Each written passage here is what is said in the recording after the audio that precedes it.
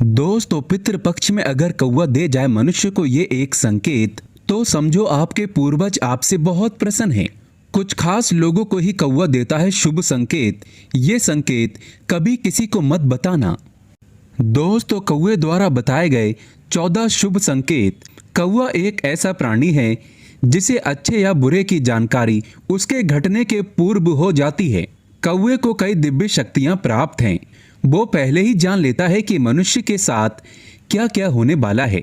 हमारे समाज में चिरकाल से कौवे को लेकर शुभ अशुभ, शगुन अपशगुन से जुड़ी बातों का उल्लेख किया जाता रहा है।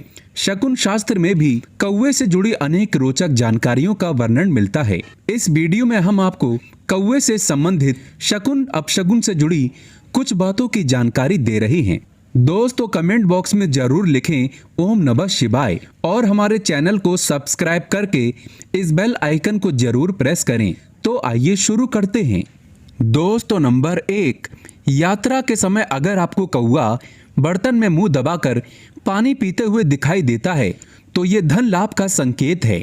आपकी यात्रा अवश्य सफल होगी। दोस्तों, नंबर 2, मार्ग में अगर आपको कौवा मुंह में रोटी या मांस का टुकड़ा लिए हुए दिखाई देता है तो ये आपकी कोई बड़ी इच्छा पूरी होने का संकेत है।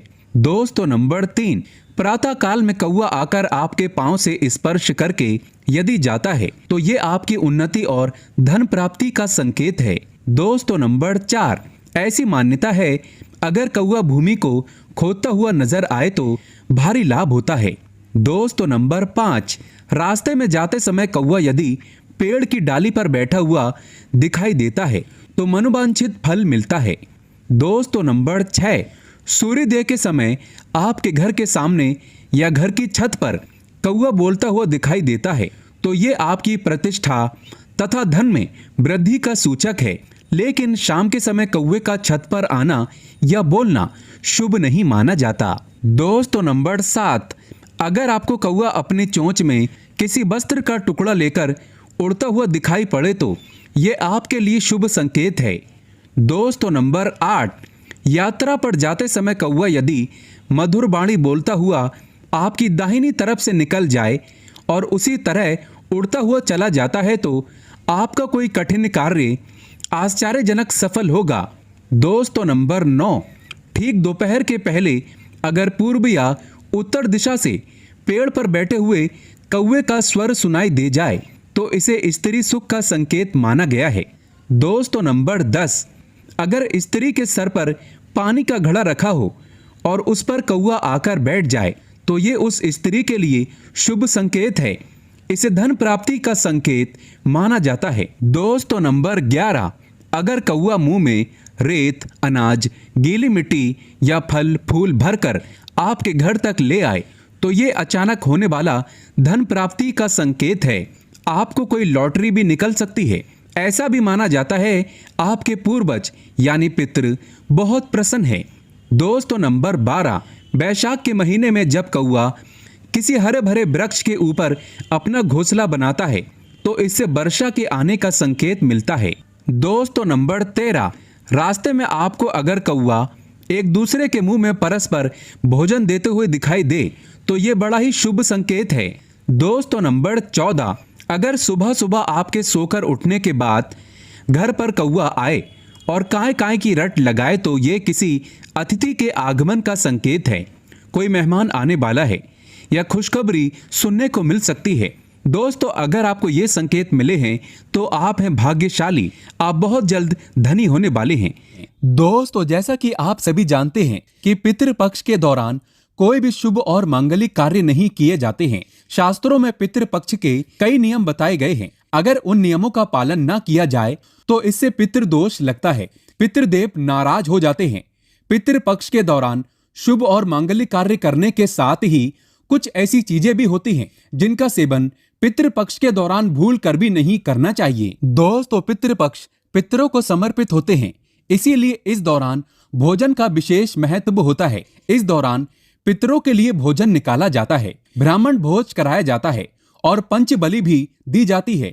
लेकिन शास्त्रों में कुछ ऐसी चीजों के बारे में बताया गया है जिन्हें पितृपक्ष के दौरान भूल कर भी नहीं खाना चाहिए। कुछ ऐसी चीजें हैं जिनका ना तो पितृपक्ष के दौरान सेवन करना चाहिए और ना ही पितरों को या ब्राह्मणों को इन चीजों का भोग लगाना चाहिए। दोस्तों, ऐसे में हम जानते हैं कौन सी ऐसी चीजें हैं जिनका पितृपक्ष के दौरान भूल कर भी सेवन नहीं करना चाहिए। कौन सी ऐसी चीजें हैं जिनको पितृपक्ष के दौरान पितरों को या ब्राह्मणों के भोजन में भूल कर भी शामिल नहीं करना चाहिए, वरना दोष लगता है। दोस्तों, बड़े बुजुर्गों द्वारा, ब्राह्मणों द्वारा आपने अधिकतर यही सुना होगा कि पितृपक्ष के दौरान वही भोजन बनाएं, वही भोजन का पितरों को या ब्राह्मणों को भोग लगाएं जो पितरों को पसंद था, तभी ही पितरों की आत्मा को शांति मिलती है। लेकिन यहाँ पर हम कुछ ऐसी गलतियां कर देते हैं। अधिकतर घरों में अधिकतर लोगों के पूर्वजों को लहसुन प्याज पसंद होता है, तो जब वे भोजन बनाते हैं तो उसमें प्याज और लहसुन डालते हैं और पूर्वजों के पसंद के हिसाब से भोजन बनाकर ब्राह्मणों को वो भोजन करा देते हैं। या फिर जिनके पितरों को नॉन वेज पसंद होता है तो वे नॉन वेज लेकर किसी जरूरतमंद व्यक्ति को पितरों के नाम से दान कर देते हैं, जिससे उन्हें पितरों का आशीर्वाद प्राप्त हो। दोस्तों, अगर आप भी ऐसा करते हैं तो भूल कर भी ऐसी गलती आगे से ना करें। शास्त्रों के अनुसार पितृपक्ष के दौरान प्याज, लहसुन, मीट और अंडे का सेवन भूल कर भी नहीं करना चाहिए और पितरों के भोजन में भी इन चीजों का इस्तेमाल भूल कर भी नहीं करना चाहिए। शास्त्रों के अनुसार भगवान विष्णु और महालक्ष्मी जी को पितृदेव कहा गया है। पितरों का भोजन, श्राद्ध, तर्पण, पिंडदान सबसे पहले भगवान विष्णु और महालक्ष्मी जी ही स्वीकार करती हैं। उसके पश्चात ये पितरों को मिलता है और भगवान विष्णु और महालक्ष्मी जी के पूजन में प्याज, लहसुन, मीट, अंडे का इस्तेमाल करना वर्जित बताया गया है। अगर आप पितरों के भोजन में मीट, अंडा, प्याज, लहसुन इन चीजों का इस्तेमाल करते हैं तो भगवान विष्णु और महालक्ष्मी जी उसे स्वीकार नहीं करेंगी और जब भी पितृदेव स्वीकार नहीं करेंगे तो हमारे पितृ भी उस भोजन को स्वीकार नहीं करेंगे। इसीलिए इस बात का हमेशा ध्यान रखें। दोस्तों, श्राद्ध पक्ष के दौरान पितरों के निमित्त जो भोजन बनाए या ब्राह्मणों को भोजन कराने के लिए भी जो भोजन बनाए वो बिना प्याज, लहसुन और मीट, अंडे का बनाएं और ना ही पितरों के नाम का ऐसा भोजन आप किसी जरूरतमंद व्यक्ति को दान दें। श्राद्ध पक्ष के दौरान पितरों को जो भोजन बनाए वो बिना प्याज और बिना लहसुन तथा मीट, अंडे का होना चाहिए। ये सभी सामग्री शुद्ध भोजन में नहीं डालना चाहिए, घोर पाप लगता है, पितृदेव क्रोधित हो जाते हैं। दोस्तों, ध्यान रखें, पितृपक्ष के दौरान आप भी प्याज, लहसुन और मीट, अंडे का इस्तेमाल भूल कर भी ना करें। शराब आदि का सेवन भी ना करें। पितृपक्ष के दौरान बासी भोजन ना करें। इन 16 दिनों में बासी भोजन शैतान को प्राप्त होता है। पितृपक्ष के दौरान ना ही बासी भोजन करना चाहिए और ना ही किसी को कराना चाहिए। कोई जरूरतमंद व्यक्ति अगर आपके द्वार पर आए तो उसे भी आप बासी भोजन ना दें।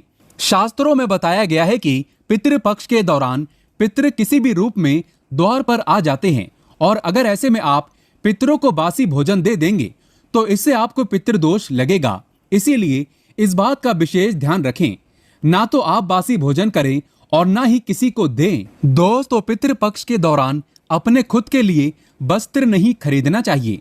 इन 16 दिनों में आप वस्त्रों का दान कर सकते हैं पर अपने लिए कभी वस्त्र ना खरीदें। इस दिन नए वस्त्र खरीदना अशुभ माना जाता है। पितृपक्ष के दौरान पति पत्नी को दूरी बनाकर रहना चाहिए क्योंकि इस दौरान हमारे पितृदेव हमारे घर के अंदर ही हमारे आसपास मौजूद रहते हैं और अगर आप ऐसा करेंगे तो हमारे पितृ नाराज होकर चले जाएंगे। पितृपक्ष के दौरान घर में रोना नहीं चाहिए, इससे भी पितृदोष लगता है। इन 16 दिनों के अंदर खुशी खुशी पितरों का स्वागत करना चाहिए, उनका आशीर्वाद प्राप्त करना चाहिए। दोस्तों, पितृपक्ष में पितरों का भोजन बनाते समय भोजन में चावल, दाल या रोटी ना बनाएं। पितरों के लिए सदैव पक्का भोजन जैसे कि पूड़ी, कचौड़ी, पराठे इत्यादि आदि बनाए जाते हैं। हलवा पूरी बनाए जाते हैं, खीर आदि बनाई जाती है। पितरों को खीर बहुत पसंद आती है। खीर खाकर हमारे पितृ हमें ढेरों आशीर्वाद देते हैं। पितृपक्ष के दौरान आप स्वयं दाल, चावल, रोटी आदि खा सकते हैं पर पितरों को ये चीजें ना दें। लेकिन याद रहे, पितरों को जो भोजन बनाएं, ब्राह्मणों को जो भोजन कराएं वो पक्का ही बनाएं, जैसे कि खीर पूड़ी, मूंग दाल की कचौड़ी, दही जलेबी, इन चीजों को आप बना सकते हैं। लेकिन याद रहे, पितृपक्ष के दौरान घर में मसूर की दाल नहीं खानी चाहिए। शास्त्रों में इसे वर्जित बताया गया है। दोस्तों, मसूर की दाल के अलावा पितृपक्ष के दौरान काले नमक, काले जीरे का सेवन भी नहीं करना चाहिए और न ही ब्राह्मण भोजन में इन चीजों को शामिल करना चाहिए। पितृपक्ष के दौरान मूली, लौकी, खीरा और सरसों का साग ना तो खाया जाता है और ना ही खिलाया जाता है। श्राद्ध पक्ष में इन चीजों को खाना और खिलाना दोनों ही वर्जित होता है। श्राद्ध पक्ष के दौरान पितरों के भोजन में नींबू नहीं डाला जाता। आप स्वयं नींबू का सेवन कर सकते हैं, लेकिन पितरों के भोजन में, ब्राह्मण भोजन में नींबू न डालें। पितृपक्ष के दौरान कई तांत्रिक क्रियाएं भी की जाती हैं, इसीलिए इस दौरान दूध, दही या फिर सफेद खाद्य पदार्थ जैसे कि सफेद रंग की मिठाइयां, बर्फी इत्यादि का सेवन नहीं करना चाहिए। लेकिन हाँ, ये चीजें आप अपने घर में ही बनाकर खा सकते हैं। दोस्तों, पितृपक्ष के दौरान गाय के दूध का सेवन करने से बचना चाहिए, खासतौर पर वो गाय जिसने हाल ही में बच्चे को जन्म दिया हो। ऐसी गाय के दूध का सेवन भूल कर भी ना करें। पितृपक्ष के दौरान खीर अवश्य ही बनाई जाती है और खीर का पितरों को, ब्राह्मणों को भोग लगाया जाता है। इसीलिए आप पितृपक्ष के दौरान दूध से ही खीर बनाकर उसका भोग लगाकर प्रसाद के रूप में उसे ग्रहण कर सकते हैं। लेकिन खाली दूध का सेवन ना करें, यानी सीधे दूध का सेवन ना करें। पितृपक्ष के दौरान कड़ी बनाना और खाना भी वर्जित होता है। इस बात का विशेष ध्यान रखें। पितृपक्ष के दौरान कुल्थी की दाल का भी सेवन ना करें। दोस्तों, ध्यान रखें, पितृपक्ष के दौरान आप पितरों के लिए जो भी भोजन बनाएं, उस भोजन में आप तिल अवश्य ही डालें। पितृपक्ष में जो पितरों का भोजन बनाएं, ब्राह्मणों को जो भोजन कराएं या पंचबलि लगाएं या किसी जरूरतमंद व्यक्ति को पितरों के नाम से भोजन दें, उस भोजन में थोड़े से काले तिल अवश्य ही डालें। शास्त्रों के अनुसार जिस भोजन में काले तिल होते हैं वो भोजन पितरों ग्रहण करते हैं, लेकिन जिस भोजन में काले तिल नहीं होते हैं उसे भूत पिशाच ग्रहण करते हैं। इसीलिए इस बात का विशेष ध्यान रखें। दोस्तों, पितरों के भोजन में काले तिल डालकर ही आप पितरों को भोग लगाएं। काले तिल भूत पिशाचों से श्राद्ध के भोजन की रक्षा करते हैं, इसीलिए इस बात का विशेष ध्यान रखें। पितृपक्ष के दौरान गलती से भी अपने पड़ोसियों का भोजन भी कभी नहीं खाना चाहिए। पितृपक्ष के दौरान उधार लिया गया पैसा अशुभ माना जाता है। इससे उल्टा कर्ज का बोझ और बढ़ जाता है। दोस्तों, पितृपक्ष में कोई भी ऐसा कार्य ना करें जिससे हमारे पितृ नाराज हो जाएं। आप थोड़े से ही प्रयासों से पितरों को प्रसन्न कर सकते हैं। सच्चे दिल से कमेंट बॉक्स में लिखें, हर हर महादेव, ओम नमः शिवाय।